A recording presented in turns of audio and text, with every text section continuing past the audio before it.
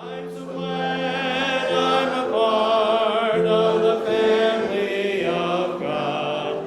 I've been washed in the fountain and cleansed by His blood. Join heirs with Jesus as we travel this song. For I'm part of the family of God.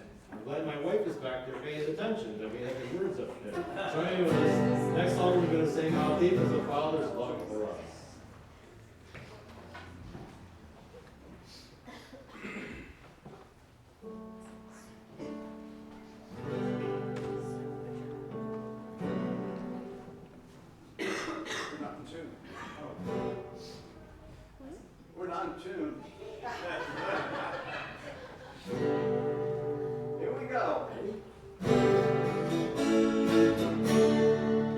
How deep the Father's love for us, how vast beyond all measure, that He should give His only Son to make a wretched treasure.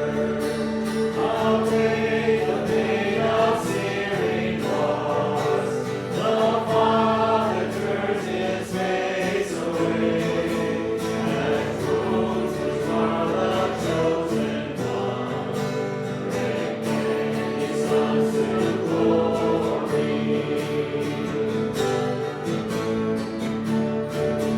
Behold the man upon the cross, the sin upon His shoulders. Ashamed, I hear my mocking voice call out among the scoffers. It was my sin that held Him there until it was accomplished. His dying breath has brought me life.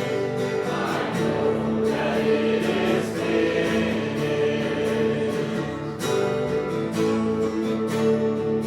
I will not boast in anything, no gifts, no power, no wisdom, but I will boast in Jesus Christ, His death and resurrection.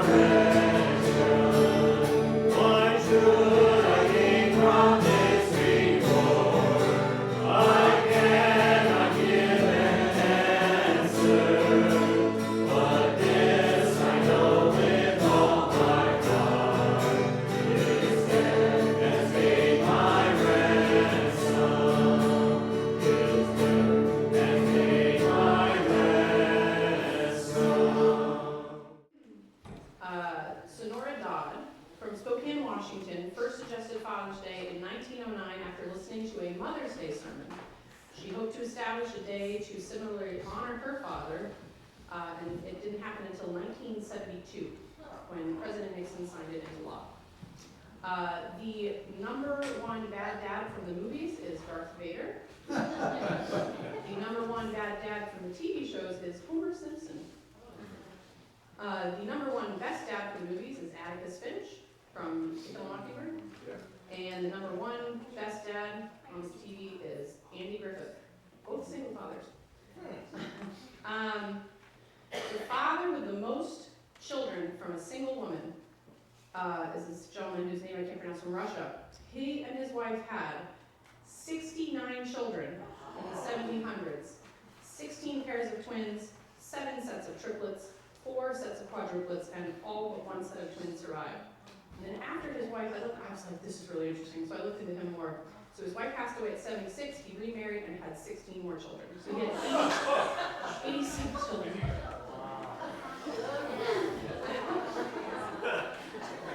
And then it's like, it's on the Guinness World Book of Records. And then the man who had like the most children with multiple people, it was 888 children. Yeah, he was like some sort of like sultan guy, but anyway. Just a couple more. Chromosomes from the father determines the sex of their offspring. Mothers will always pass on an X chromosome to their children, but fathers will pass on the X or the Y.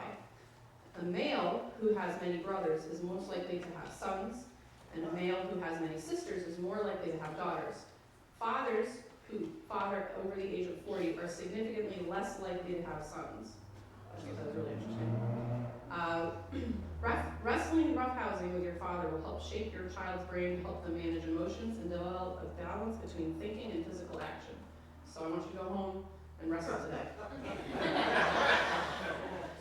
And then lastly, when only a mother will take her son to church when they're growing up, approximately 15% of boys will remain churchgoers once they become adults. However, if a dad takes an active role with mom in leading the family to church, The number will continue. The number that will continue their spiritual journey will increase somewhere to around 75%. That's a significant difference that speaks to the power that men have to be spiritual influencers on their children. Sorry, I get very nervous if my voice shakes. So this song, I just wanted to say thank you to the dads that are here with their kids and that take an active role in the church. And one of the verses didn't fit what I wanted to say, so I rewrote it. Anyway, hit it, Matt.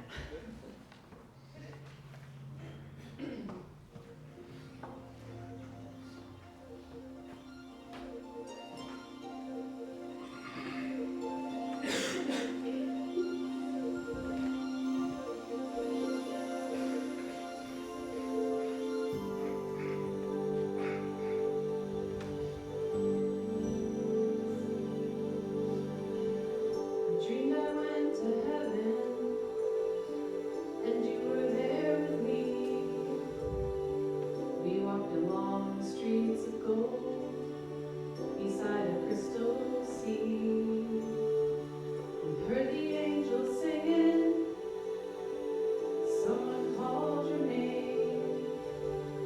You turned and saw a young man, he was smiling as he came. He said, friend, you may not know me now. And then he said, but wait, you used to teach my Sunday school when I was only 8. And every week you would say a prayer before the class would start. And one day, when you said that prayer, I asked Jesus in my heart. Thank you for giving to the Lord. I am a life that was changed. Thank you for giving to the Lord. I am so glad you gave. Then your children stood before you and said, remember the times you'd come home late from work. Your joints would make you cry. You lived your life for Jesus, and you gave your best for us. Each day and night you prayed for us, and that's why we're here today. Thank you for giving to the Lord. I am a life that was changed. Thank you for giving to the Lord. I am so glad you gave. One by one they came, far as the eye could see. Each life somehow touched by your generosity. Little things that you have done, sacrifices made, unnoticed on the earth, but in heaven now proclaimed. I know up in heaven you're not supposed to cry, but I am almost sure there were tears in your eyes as Jesus took your hand. You stood before the Lord. He says, my child, look around you. Great is your reward. Thank you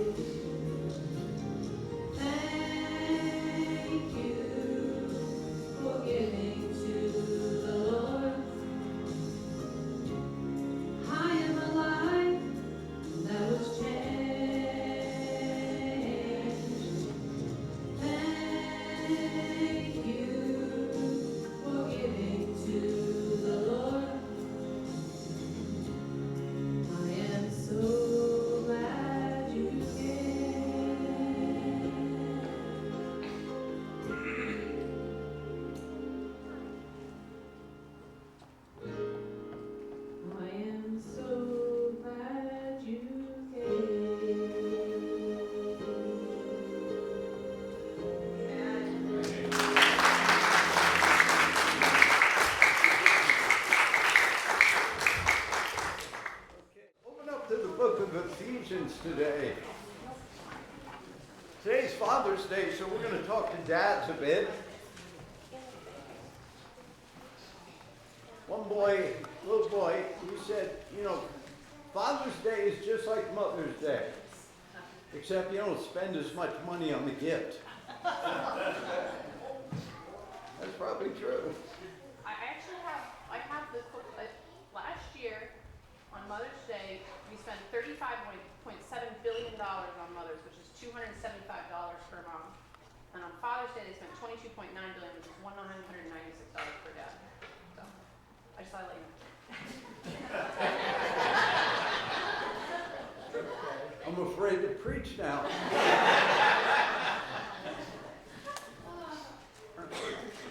All right, Ephesians chapter 6.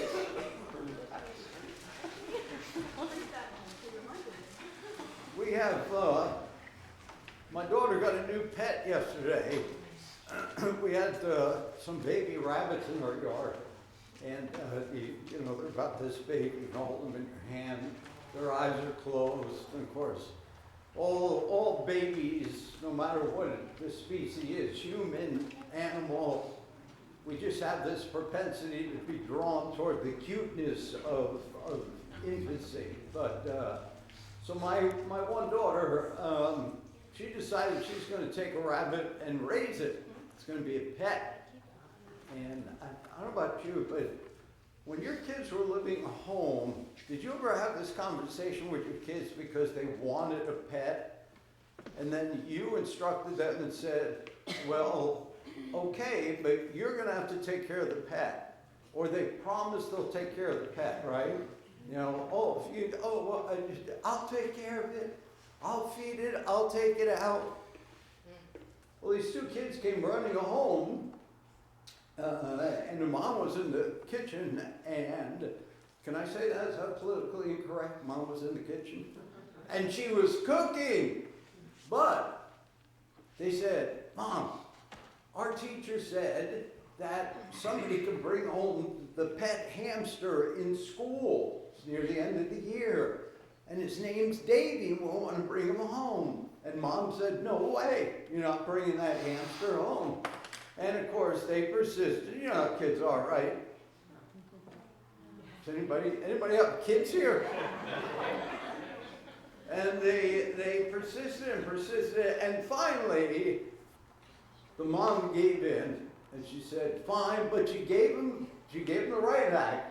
You're going to have to clean the cage, you're going to have to feed it, you're going to have to take care of it. And the kids are all saying, oh yeah, we'll take care of Davy, we'll take care of Davy. And so, they got Davy. And guess who started having to feed Davy? Guess who had to clean the cage? Well, after about 2 weeks, Mom got sick and tired of it because she kept reminding the kids, don't forget to feed the hamster, don't forget to clean the cage. I had hamsters as a kid. Anybody have hamsters here? Yeah. I had a horrible childhood episode because I had two hamsters in one cage, and one hamster ate the other hamster. Yeah, that's not my notes though. But it scarred me for life. That's why I am the way I am. So this mom, she starts making phone calls. She said, I'm going to find a new home for this hamster. And she did. So she went in the living room. Kids are on their little phones. They're young, but they got a phone with Nathaniel, our neighbor. How old is he? He just turned 7. Yeah, he's got his iPhone 15. It's as big as he is. So anyway, the kids are on their phones, and Mom came in the living room. She said, listen, you kids have not been keeping up with the hamster. I found a new home for it. I'm just going to take it away, and that's going to be the end of it. And the little girl, she's kind of looking at her phone.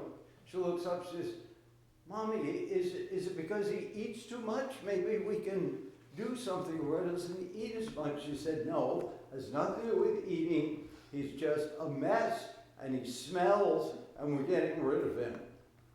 And the kids didn't seem very upset, which kind of surprised her. And so, sure enough, she went back, she got the cage and all the stuff that you need for the hamster, water bottle, all those things. And she's walking through the living room, and the kids jumped up, and they go, "No, no, not Davy. We thought you said Daddy."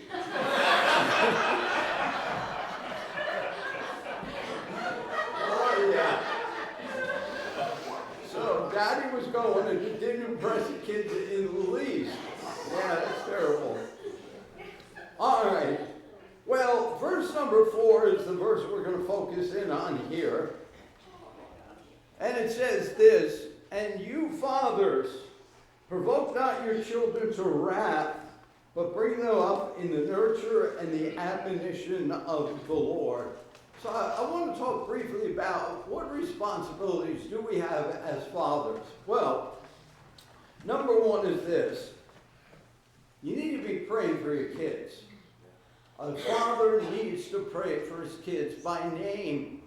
Just perchance the Lord doesn't remember one of your kids. I'm sure he does, but some of your kids need a little more prayer than others. Do you find that out? I know we have. You want to pray for all your kids, but every once in a while, something comes up in life. They're going through a problem, going through a struggle, going through some difficult times, and you need to pray a little extra for that kid. So dads, pray for your kids by name. That's your responsibility.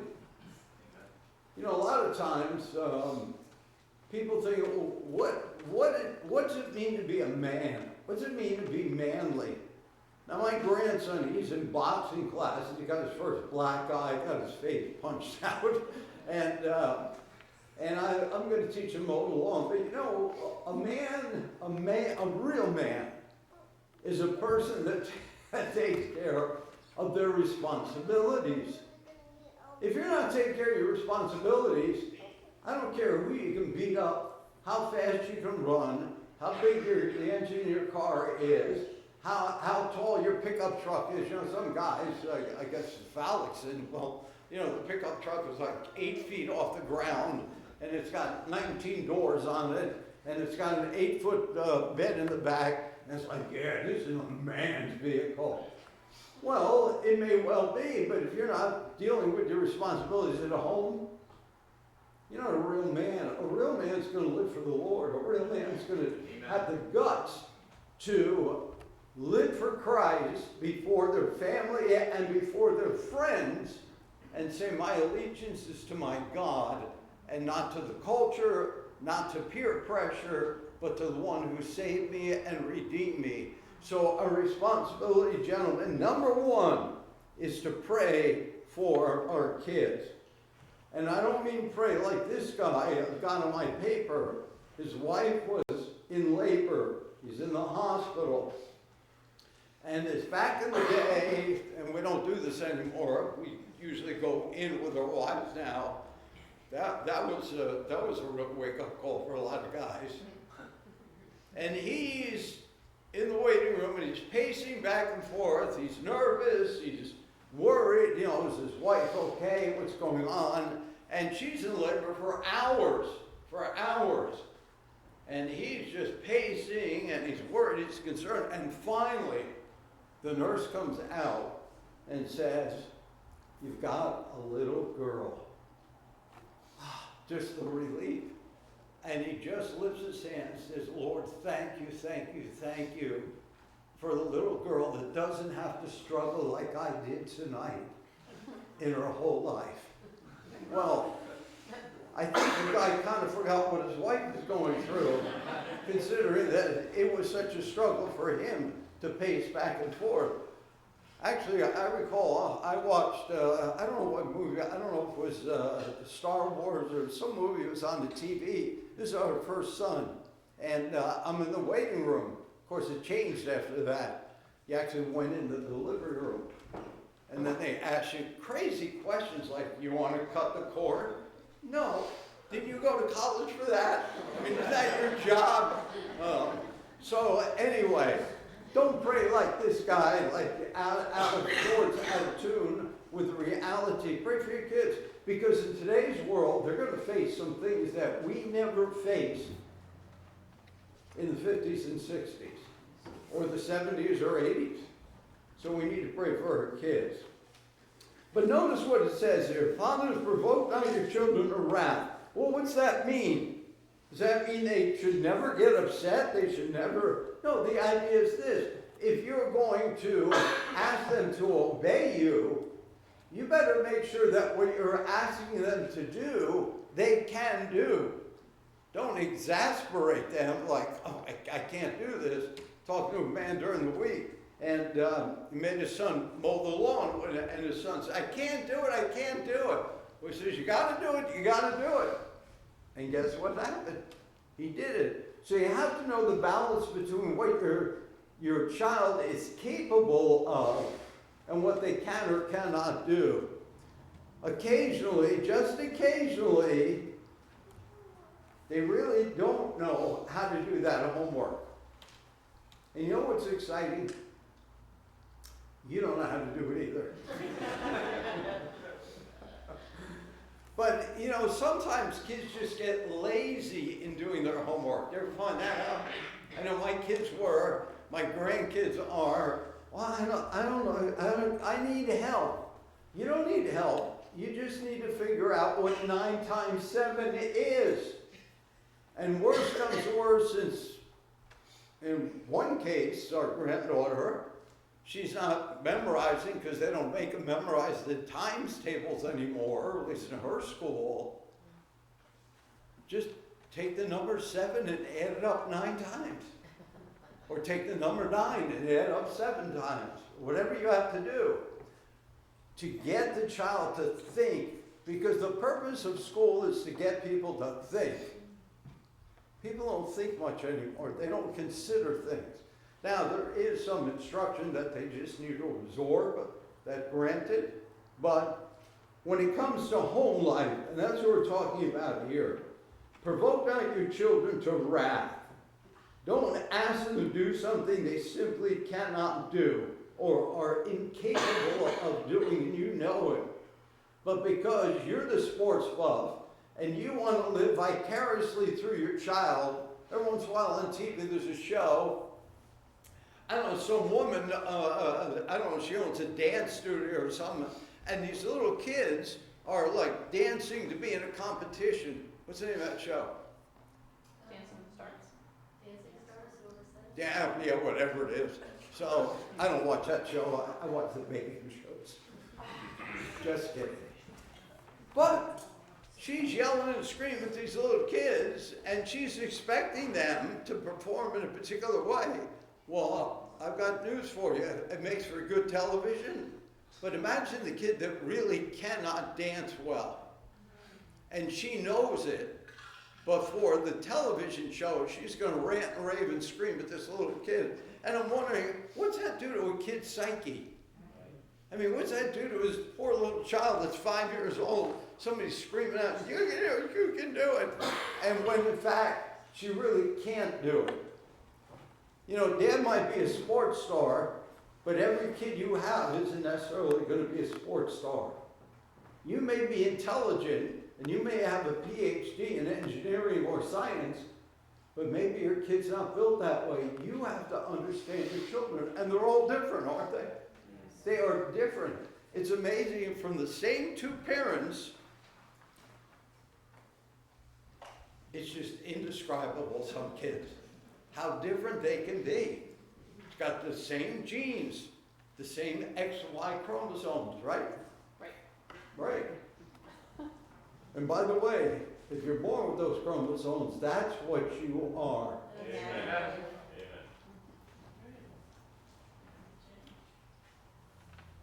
I also want to mention this real quick.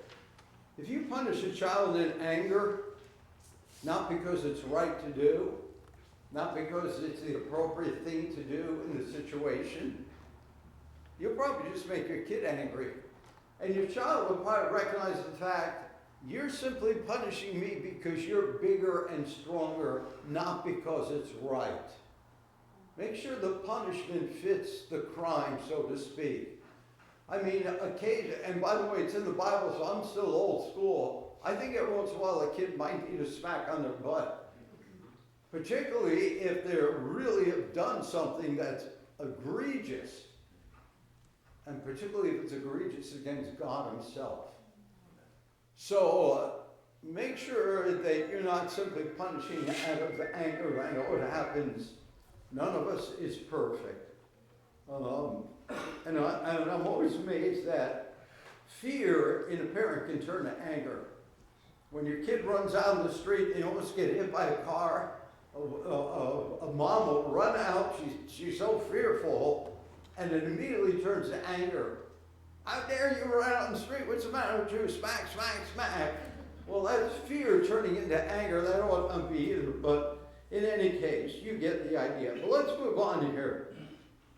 So, fathers, do not provoke your children to wrath. I mean, if they can't throw a football, they can't throw a football. Me?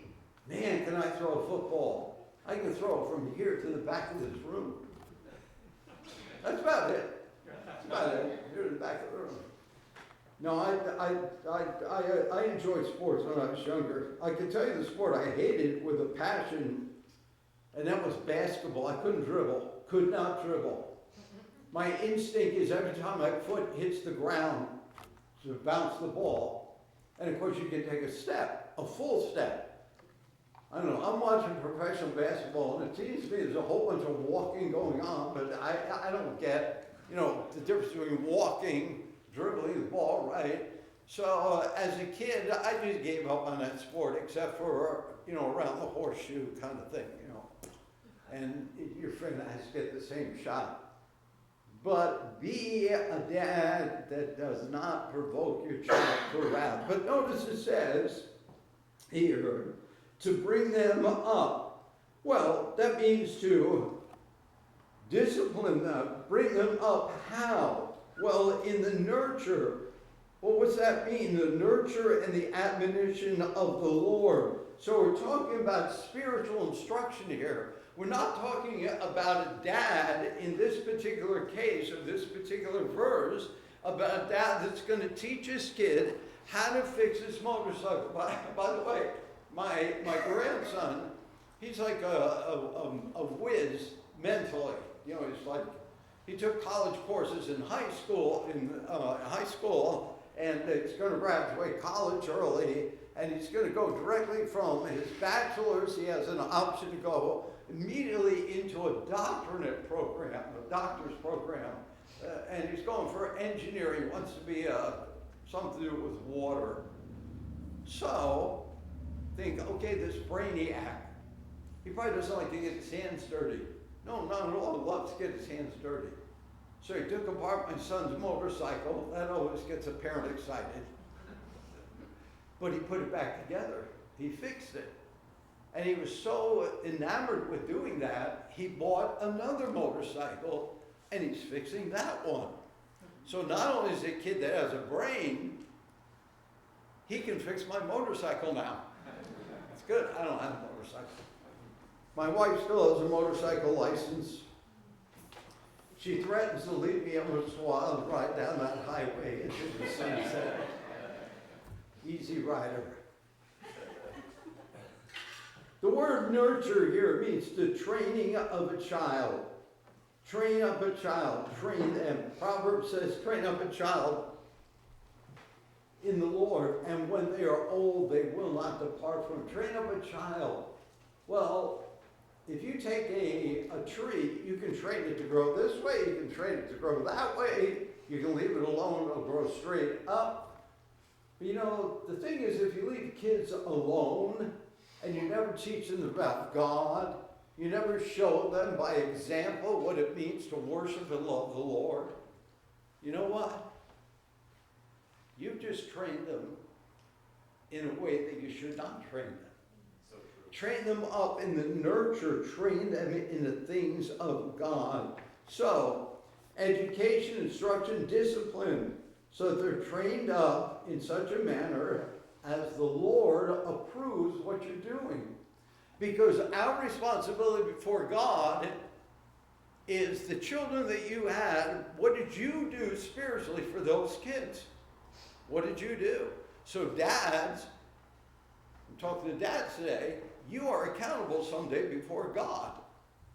You're not accountable for, oh, I brought home money, I was the breadwinner, and, you know, I did this, I did that, and so, you know, my family was happy, and no, no, no.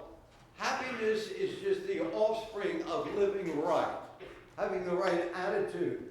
The responsibility is to train up our children so they eventually come to know the Lord for themselves. Now, the next word, nurture, and the admonition. Now, this is a neat word because Greek did this a lot. So in the original Greek, they would always take two words and put them together. We do that in English as well. You know, we put UN in front of certain words. You know, you can do something or you can undo something, right? Yeah, you get the idea. Well, these two words form this meaning, and that is to put in the mind. So these two Greek words mean you're going to put something into their mind. But the word admonition itself takes on a new meaning in the sense that it means to warn, to admonish, and to instruct. So you're putting into their mind, there's some warnings that come along with neglecting God. There's some warnings that come along with rejecting God. There's some admonitions that come along that you want to put into their mind. There's some instruction in the scriptures that you want to put into their mind. That's why it's important to memorize scripture, to know the Bible. You know, if you read the Bible frequently enough, you get to know it without actually memorizing it completely. I hazard a guess here. Most people that know John 3:16 never actually went through the mental exercise of memorizing that verse. You just know it because you've heard it or read it so often. For God so loved the what? Yeah. And that includes you too, right? Right. So, for God so loved the world that he gave his only begotten Son, that whoever believes in him should not perish but have everlasting life. Great verse. Martin Luther said, that's the gospel in a nutshell. It is. It's all we need to be saved. Just believe in Christ and what he's done for us. The admonition. So the sense here is that you're putting into the minds godly wisdom, godly instruction, and dare I use the word, and a fear of God. There needs to be a healthy fear of God in the sense that God is a God of love, but I need to honor him. By the way, if you love your parents, was there ever a time where you feared them? Sure, when you did wrong, right? Yeah. You know, in Hebrews, the Bible tells us that those of us that are Christians, those of us believers, if you start to wander off the path, the Bible says, just like your earthly father chastised you, God will chastise you. He'll bring you back to the narrow way. How does he do that? Well, through circumstances, or maybe some person will address the issue with you. So, here we've got the responsibility that dads have to their children, not to provoke them to wrath. Don't force them to do something they cannot do, but bring them up in the nurture and the admonition of the Lord. Now, let me end with this word. This verse is not a negative, it's a positive. It's not a negative, it's a positive. This is not like, no. Don't make your kids angry simply because you're angry. And just bring them up in the nurture and the admonition of the Lord. So whose responsibility is it to teach them spiritual truths according to the Bible? The dads. The father's the head of the household. Now, does that mean mom can't do that? Probably in, I don't know what percent, but in a large percentage of homes, it's probably mom instead of dad. But it's dad's responsibility according to the Bible. It says, wives, obey your husband in the Lord. Submit yourself to him. Now, I know a lot of guys like that first, and kind of, yeah, you gotta. But the example is, as Christ loved the church. So, it's easier for a woman to submit to a man that loves the Lord, worships the Lord, and is living for the Lord. Same with kids. It's easy to obey a parent or dad who's living right, not living wrong. Not do as I say, not as I do, to be an example. Let me give you a few observations, because we live in a crazy world. Anybody notice that? Yeah, it used to be kind of normal. Back when I was growing up, I mean, I didn't live in the roaring 20s. I just looked like I lived in the roaring 20s, but in the 50s and into the 60s, after World War II, our country, which of course was not bombed to smithereens as Europe was, we immediately went into this period of time where the economy and the culture just accelerated, where people were just buying homes, people were getting their jobs, things were just idyllic, if I could use that word. Then the 60s came along and suddenly some things went horribly wrong. Well, what went horribly wrong is that as a nation, as a culture, and in many homes, people forgot God. We left God out. And the result is what we see today. So that people are getting married to somebody of the same sex. People are transitioning, say, I'm not a boy, I'm a girl. I mean, this is just, of course, demonic, really. Dad, the implication by what we see in our culture is you must take control of this responsibility. You say, well, my wife does it. Well, that would be in addition to you. That would be in addition to you. I want you to turn your Bibles to Deuteronomy, chapter number 6. This is God's instruction to some parents. Deuteronomy, Genesis, Exodus, Leviticus, Numbers, Deuteronomy.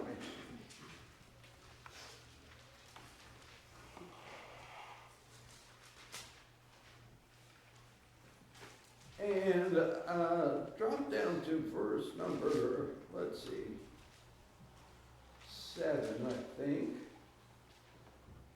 This is God's instruction.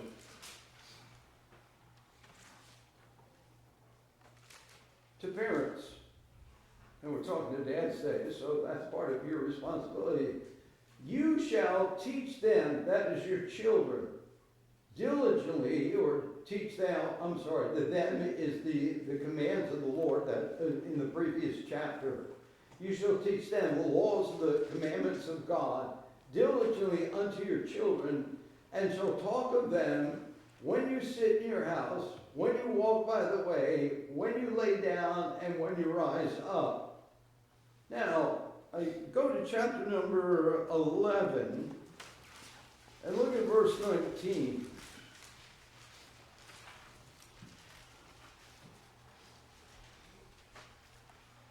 And you shall teach them the commands of God, your children, speaking of them when you sit in your house, when you walk by the way, when you lie down, and when you rise up. Now, God repeated twice this instruction.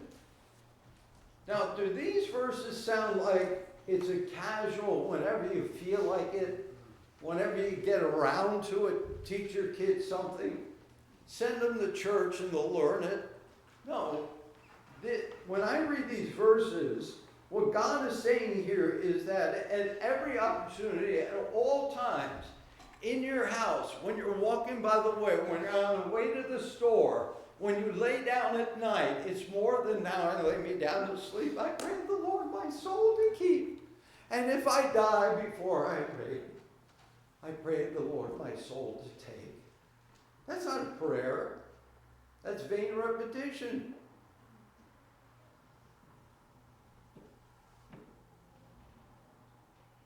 kids, it's your responsibility to constantly and consistently be teaching your children about the Lord, His commands, what's right, what's wrong.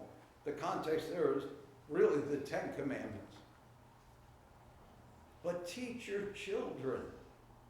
The most valuable possession you have is your kids. They're the only thing you can bring to heaven with you. You can't bring anything you've ever gotten here on planet Earth except your kids. That's it. You can't buy them in. You can't do anything except try to win them to Christ. Be the example that you need to be. Now, one of the warnings is this, and that is, we live in this crazy culture where people say, you ought not be teaching your kids about religion. You ought to let them make up their own mind. Yeah. Well, that's a lie from the pit of hell. You ought not be cultivating your garden. You ought not be weeding over here amongst the flowers. You ought to just leave it alone, and it'll turn out okay. How many believe that? Of course not. You leave a kid's brain alone, and the world's going to put something in it. The devil's going to put something in it. The public school teacher's going to put something in it. So, people need to instruct their children. Dad, you need to instruct your kids. You know what would be really good if your kids caught you reading the Bible once in a while? What are you reading there, Dad? Reading my Bible. What are you doing? Reading my Bible and praying. For you. For you. Wow. Imagine a kid growing up knowing his dad is praying for him. That might affect him a lot more than TikTok, WhatsApp, Instagram, because none of those things are going to instruct them in the right way to go. I find that people who feel that you should leave your kids to make up their own mind often teach your kids things that they want them to know. You shouldn't instruct your kids, but we'll instruct your kids. Wrong. Absolutely incorrect. Well, I don't want to belabor that point. But to say this, if a man does not teach his kids the truth, somebody will teach them error. If you don't teach them what's right, the schools, the colleges, the world, the television, the phone, the computer will teach them what's wrong. You got to teach them what's right. Let's end with this verse. Genesis chapter 18. If you're unfamiliar with the Bible, it's the first book. Does anybody know the last book in the Bible? Yeah. Somebody once said, too many people make their first profession of faith and immediately go to the last book of the Bible. Not good, because there's a lot to learn before you get to the last book of the Bible to figure out what it's actually saying and trying to teach. All right, chapter 18. I want you to look at verse number 19. Now, there's a man, Abraham. Well, verse 18. Seeing that Abraham shall surely become a great and mighty nation, and all the nations of the earth shall be blessed in him. Well, we know that every nation's been blessed through Abraham, because through Abraham came Christ. Christ died for the sins of the world, and every nation on the planet now has Christians in it. There's not a nation that you can go to that does not have the gospel message given. That doesn't mean everybody's saved, obviously, but every nation has the gospel message. Well, look at verse 19. This is what God says about Abraham. What are the first 4 words? I know him. I don't want to shock you now, but whether you live it for Jesus or not, whether you're a Christian or not, God knows you. He knows you. He knows your thought life. He knows your motives. He knows your ambitions. He knows everything about you. That's why it's good to come to Christ. Because he knows you. But he knew Abraham. But notice what he says about Abraham. For I know him that he will command his who? His children and his household after him. And they shall keep the way of the Lord to do justice and judgment, that the Lord may bring upon Abraham that which he has spoken of him. Well, keep the way of the Lord looks pretty simple. Justice and judgment. Do justly, do rightly, live right. And judgment, to judge, discern what's right, what's wrong, what's true, what's wrong, what's heresy. Justice, or in the New Testament we say it this way, to live righteously and to know right from wrong. It's pretty simple. Some people make Christian living complicated. It's not. To live right, to live simplistically. That's the whole point. So Dad, let me finish with this thought. You can't teach your kids what you don't know. You can't be an example of a godly man if you're not a godly man. Are you a godly man? What are you teaching your children? By your life? By your actions? By your words? By your attitude? Are you living for Christ? I have decided